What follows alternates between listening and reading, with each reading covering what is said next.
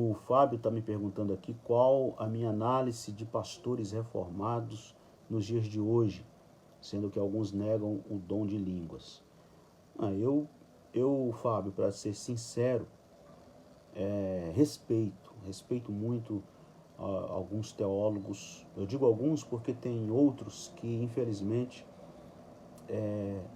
agem com absurda estupidez e rispidez contra nós que somos pentecostais, né? Inclusive, esse é um dos pontos que eu trato no meu livro. Esse fogo cruzado que nós pentecostais muitas vezes temos que enfrentar.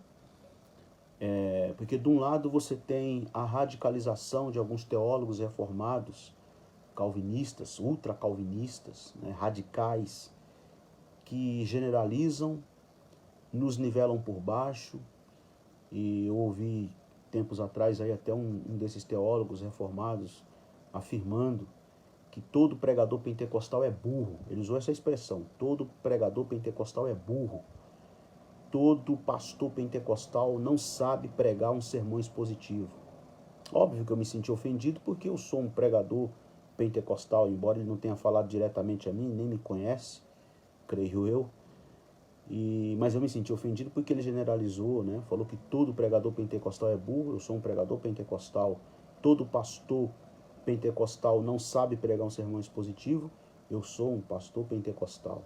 Então, de um lado, você tem essa radicalização de alguns teólogos radicais, ultra calvinistas, que são extremistas, generalizam e querem nos nivelar por baixo, como se, aliás, não faz nem essa diferença, né, entre pentecostal e neopentecostal, mistura pentecostalismo com neopentecostalismo, enfim, se você fala que você é pentecostal, você já é logo destratado como alguém estúpido, como alguém ignorante, como alguém que não lê, como alguém que não conhece teologia, como alguém que não sabe fazer teologia, e daí por diante.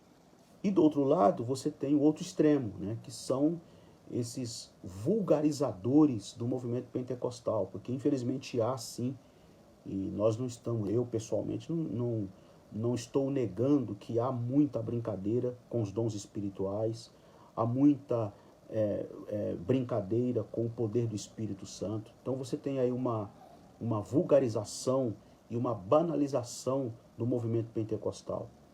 Essas brincadeiras porque para mim isso é brincadeira, né? Essas reuniões que se dizem pentecostal e ali dizem que estão vendo anjo, disputam para ver quem profetiza mais, disputam para ver quem tem mais visão, quem vê mais, quem fala mais línguas. Quando na verdade o dom espiritual, o falar em línguas e todos os outros dons que existem, né? E nós pentecostais, eu como pentecostal, eu creio na atualidade dos dons, eu creio na continuidade dos dons e creio na mesma perspectiva dos apóstolos no primeiro século.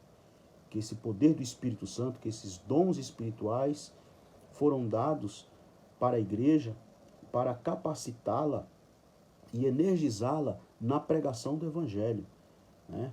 Então, os dons existem, eles foram confiados à igreja, mas não para brincar, não para disputar quem prega mais, quem tem mais visão, quem fala mais línguas, quem sapateia mais, quem profetiza mais. Não, os dons foram dados, foram confiados à igreja para que a igreja pregasse Jesus, para empurrar a igreja a porta fora e ela, no poder do Espírito, anunciasse o Evangelho de Jesus Cristo, a mensagem de Cristo. Aliás, o próprio Jesus diz isso no Evangelho de João, né? O Espírito Santo que será enviado, o Consolador, o Espírito Santo que vos será dado, ele dará testemunho de mim. Então o Espírito Santo foi dado à igreja para energizar a igreja, para empurrar a igreja a porta fora, a fim de que a igreja testemunhe de Cristo, a fim de que a igreja fale de Jesus Cristo. E eu, quando eu digo que sou pentecostal, eu nem estou pensando na nomenclatura. Eu nem digo que sou pentecostal na perspectiva da nomenclatura, com essa conotação do rótulo. Eu falo que sou pentecostal a partir de Atos dos Apóstolos, né? a partir do contexto ali de Atos, de uma igreja cheia do Espírito, mobilizada pelo Espírito, energizada no poder do Espírito, que pregou o Evangelho, e pregou o Evangelho de forma tão extraordinária que Atos dos Apóstolos chega a ponto de dizer que eles transtornaram o mundo, viraram o mundo de cabeça para baixo, abalaram os poderes do império no primeiro século. Tamanha foi a ousadia, a coragem, a intrepidez no poder do Espírito Santo para pregar o Evangelho. E em Atos dos Apóstolos, isso é uma coisa muito interessante, eu tenho pregado muito sobre isso, no meu livro também eu comento sobre isso, que ser cheio do Espírito Santo em todo o livro de Atos dos Apóstolos está intimamente ligado à fala.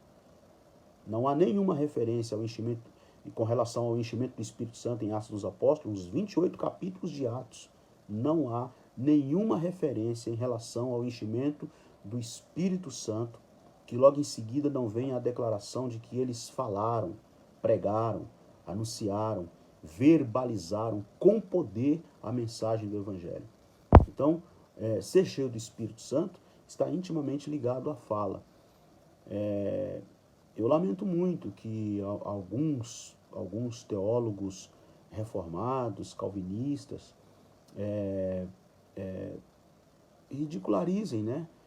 Zombem da fé pentecostal, até da teologia pentecostal, e tenta reduzir, né, a ignorância, a falta de sensibilidade ou de conhecimento, a falta de amor, de paixão pelas Escrituras, até mesmo se colocando como se a teologia reformada fosse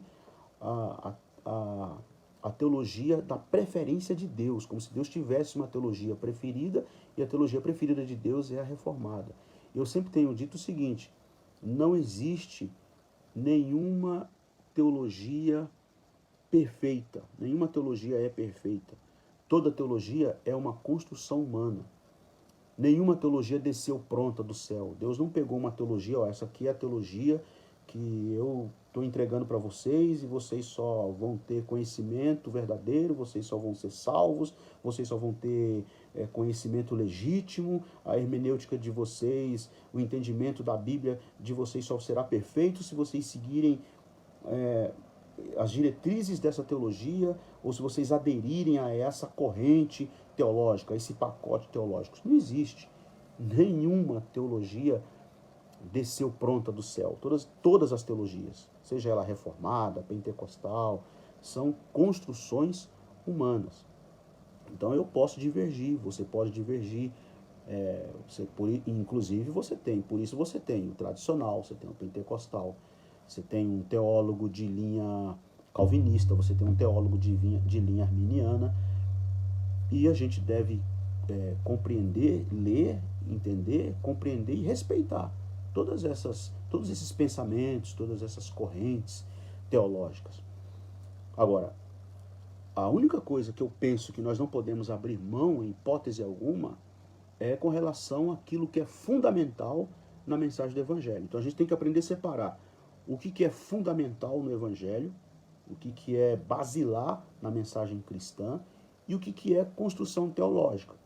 Por exemplo, a doutrina da ressurreição, a ressurreição de Jesus Cristo, que Jesus ressuscitou dentre os mortos. Isso não é uma construção teológica, isso é evangelho. Isso é fundamental no Evangelho. Você pode ser teólogo reformado, você pode ser teólogo pentecostal, você pode ser tradicional, você pode ser arminiano, você pode ser calvinista, você pode ser o que você quiser. Mas todos têm que ter necessariamente em comum essa fé na ressurreição de Jesus Cristo. Que Jesus ressuscitou dentre os mortos. Isso é fundamental na mensagem cristã. Se você fala, não, a minha teologia não crê na ressurreição de Jesus. Então, nós não estamos falando de evangelho. Não estamos pensando em Jesus Cristo, não estamos falando de cristianismo. Paulo diz isso na carta aos Coríntios, primeira carta aos Coríntios, capítulo 15. Paulo diz, olha, se Cristo não ressuscitou, é vã a vossa fé e é vã a nossa pregação. Nós estamos pregando em vão e vocês também estão crendo em vão. Né? Então, O que eu posso dizer? Que podemos ter divergência sim. Podemos ter divergência sim, do ponto de vista teológico, né?